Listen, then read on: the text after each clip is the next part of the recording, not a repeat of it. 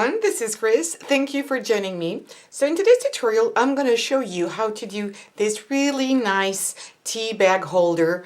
It's very easy to do. You won't need that much of a paper to do this, and you can decorate it, of course, as you wish. So let me open it. I've put a little ribbon here, and oh, I'm sorry.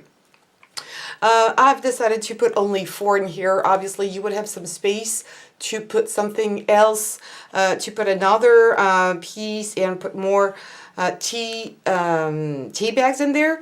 But I thought that I might put something else, like maybe a little candy or something. I don't know yet. I wanted to save myself a little space. So in order to do this, again, you won't need much. It's just paper, a little piece of ribbon, and I would use hot glue and double-sided tape that is really stiff. You need something that's going to hold on really well. Okay, so this is it. That's the back of it. It's really easy. So I prepared myself a little cheat sheet to tell you what sizes you will need. I'm going to give you these measurements in inches for you guys that do this in inches, because it's going to be a little different if you do it in centimeters, but you can make it a little bigger because it's really it's quite snug in there. Okay, so you can obviously do something slightly bigger than the measurements I'm giving you, and of course you can use other things than tea bags. You could use just cards, or it could be a gift card holder or money holder that you want to put in here. So it could be for different uses. So for the main base here, I have used a paper that is 7 inches by 3 1/4. Okay, and we're going to do the scoring after. So 7 by 3 1/4. Then you will have another piece that will be 6 1/2 by 6 1/2. It's going to be a square piece, 6 1/2 by 6 1/2. And the last one is going to be a little shorter. As you can see here, I've done mine shorter. You don't have to do this. They can be all the same size. But if you want to make it look like mine, you're going to make it just slightly smaller. This one is going to be 6 1/2 by 6, not completely a square. Okay, so now we're going to do the scoring, and we're going to start by the base. So I would consider using heavy cardstock for this, so it will be sturdier and nicer. So for the scoring of the base, it's going to be very easy. So again, 7 by 3 1/4, and you're going to make 2 score lines. So I'm going to use this because I like using this score, but you can use a score pal or whatever you have home. And this is going to be the right side, so I'm going to put it my way, okay? I'm going to do the scores, but then I'm going to fold it this way. So my first score is going to be at 3 inches.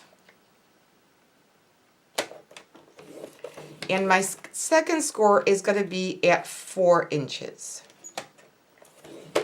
If you would do this in centimeters, I use about 2 centimeters in the middle.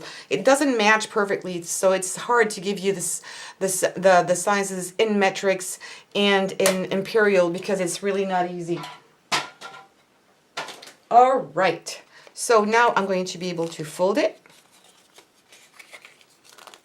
And that's done. Okay, what you can do, and what I have done in here, is that I've rounded the corners a little bit, so you don't have to. I just think it's kind of nicer, and also it also protects your piece from wear and tear. When the angles here, the corners are rounded, it avoids, you know, usually the corners get damaged very quickly. So that's what I'm going to do, and I'm going to use my crocodile here. I'm going to use the 1/4 to make small ones.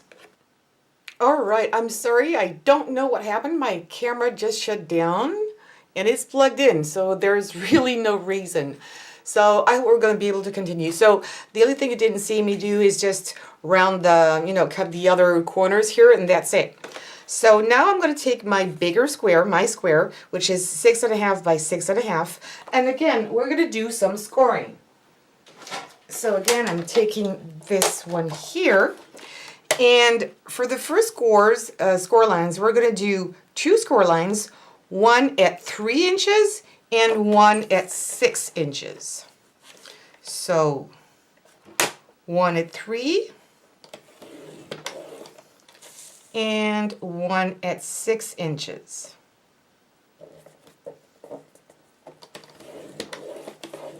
There you go. And we're going to be left here with normally, well, 1/2 inch. All right. So once this is done, we're going to turn it around and we're going to score, okay? So we've scored this way. I hope the camera will be able to pick it on. We're going to turn it just once and we're going to score at 2 3/4.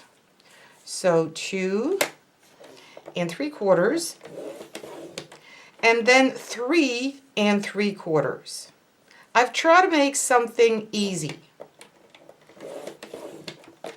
Okay, that's done. So again, your paper is 6.5 by 6.5. First big lines, 3 and 6, and you're left with about 1/2 inch here. And then you turn it just once, 2 3/4 and 3 3/4. Okay, so we're going to do our marks here. So, I don't know, this is going to be the outside, okay? My big polka dots are going to be in the inside. We're not going to do any cutting. This little part here is going to go inside, and this is what is going to make our pockets. Actually, here we're going to have 2 pockets, okay? I'm just going to trim the excess off. I didn't probably cut it or do my score lines perfectly, so I'm just going to make this really look nicer. All right, this outer page here, I think it should be good now. Yep, all right. And I'm going to be able now to take all of these marks away because it's going to be the outside of my paper. I was just willing to make things clear for you, but now I don't need it anymore. And this could be your template. If you want to do many of these, it could be a very easy template. And we're going to, again, fold this flap, and we're going to use our double-sided tape here. So I'm going to use my ATG gun. If you have this red tape, I would consider using it because it's, you know, it sticks better. That's the more powerful one that I know. I'm going to go up here and really try to go up to the edge there, to your fold. There you go. And then fold it like this. I'm going to take this little piece off. That's good. And now we're going to, we already pre-fold. We're going to just mark them a little better here. And we've got our 2 pockets. All right. But now what we're going to do is we will do these little things here that I've done. We'll do that a little later because I would like to align them very well with my 2 other pockets. So I'm going to take my other sheet of paper. So remember, this one is 6.5 by 6. Okay. So we're going to have to score again. And on this side where you have the 6 inches, so it should be this one. I've got 6 inches here. We're going to score at 2.5. Oops, we're going to score at 2.5. And we're going to score at 3.5. Good. Now we're going to score, so that's what we have done here. I'm going to take my pencil marks away again. And we're going to turn it just once, and we're going to score at 3 inches like we did before. And we're going to score at 6 inches.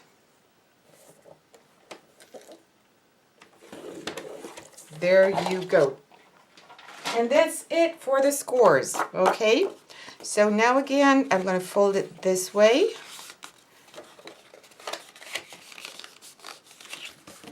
If you want to use a bone folder to do this, you can, of course.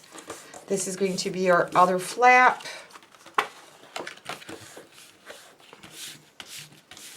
That's good. Let me see. I don't have my bone folder. Do I have my bone folder? It keeps on disappearing on my table. I should clean up my table.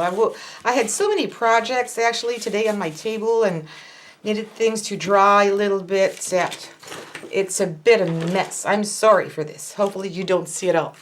All right, so again, we're going to put some glue on this flap here, or double-sided tape. I think I'm a bit too close. Let me go zoom out a little bit. There you go.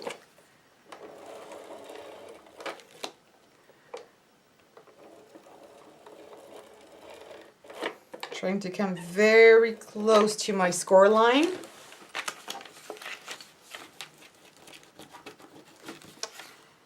Right. And again, close it shut really, really, really well. I'm going to take this one away now. And I would use right now, again, if you have this red tape, I would use it, or you can also use hot glue. That's what I'm going to use today. And I'm going to fold. I need to cut again, trim out a little bit of the excess here.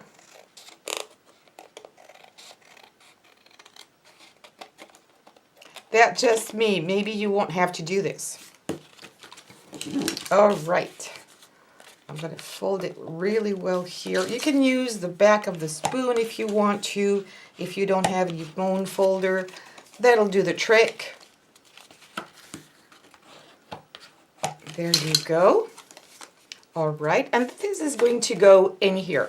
Okay, we could have made our score lines a little smaller, but only it's gonna fit perfectly, and it's just a little bit shorter just to make it nice. So we're gonna take their base that we have done before, which is here. There's no wrong or bad side. I just think this one is, yeah, I think this one is nicer. So what I'm gonna do is I'm gonna take my bigger of the two, which is this one, and I'm going to try, first what I'm going to do is I'm going to make the little space here to grab it, you know, these little holes. I'm going to do it right now, so I'm going to use my hole punch, and I'm going to try to, I'm not sure it's going to really go through both of them, but if it doesn't, I'm going to show you how I do it. So I just eyeball it. I really try to have my punch in the middle here, and I'm not going all the way through. I'm just kind of staying a bit in the middle here. Maybe you can see it. Hope you can see it. And I'm going to punch this because it's heavy cardstock and I already have 2 layers. So just going to take it off. Then I'm going to align my first paper with the other one underneath. And I'm going to go, because I can see through, it's going to be perfectly aligned, and I'm going to be able to go through my other piece. So you see my 2 pieces are completely aligned now, and it's going to work perfectly. What you're going to do the same thing with the other piece, your other pockets. This is your guideline. There you go. And again, they're perfectly aligned. All right. And now, again, my bigger one is this one. So I'm going to put some hot glue in here. Make sure that hot glue, I like hot glue here because it's really going to make things stay in place. I don't have this red tape any longer. I should buy some. It's more expensive. This red tape is more expensive, but it is very nice and I think very useful when you are making boxes or things like we're doing right now. That's good enough, and I'm going to align this.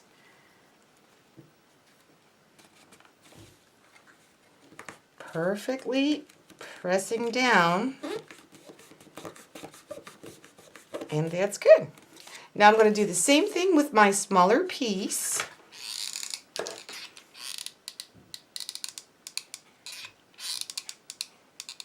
And I'm being generous here, not too much. I don't want to go too close from the edge. And again, I'm going to try to center it without putting my head in the way. And there you go. Now, while this is drying, I'm going to prepare, and I might use this time some red or pink ribbon. And I'm going to be generous so I have enough space to make a nice little bow. So I'm going to cut it right here. And also I do have all these nice little embellishments and tags I could use here. It's more cactus-like. They're just gorgeous. I love these. It's called Deco Time.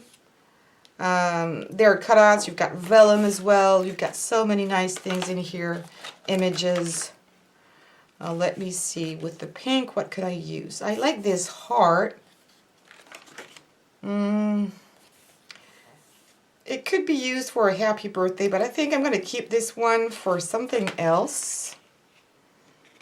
Oh, I like this. It's hard to know. These are too big. These are way too big. I think I'm going to use the first one I have seen here. I'm going to use this one actually. I really like it. And since it's flowers, I think it's going to match perfectly. So I'm going to use this one on top. And for my background, I think I'm going to use it this way actually. There's a little something there. Let me see. What is it? Oh, it's nothing. Okay. Maybe a pencil mark too. All right, so that's for the front, and I still need something for the back. And I think I'm going to use the purple flower. And I'm going to glue it down with my hot glue, so it's going to really stay in place without any problem. So let me see. Yeah, it's about the same size here. All right, I'm going to stick it in the middle. Yep, so that's going to be my back, so I'm going to use this flower. A bit of hot glue.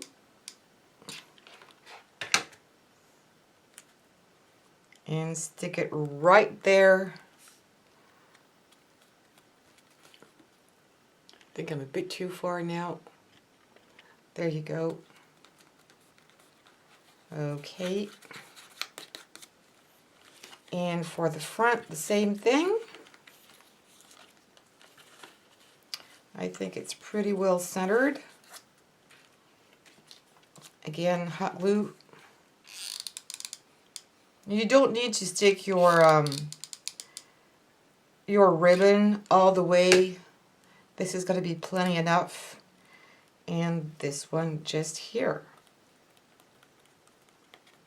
And I think I'm going to use a little bit of varnish to make it pop out a little bit. I like when I mix glossy and matte images.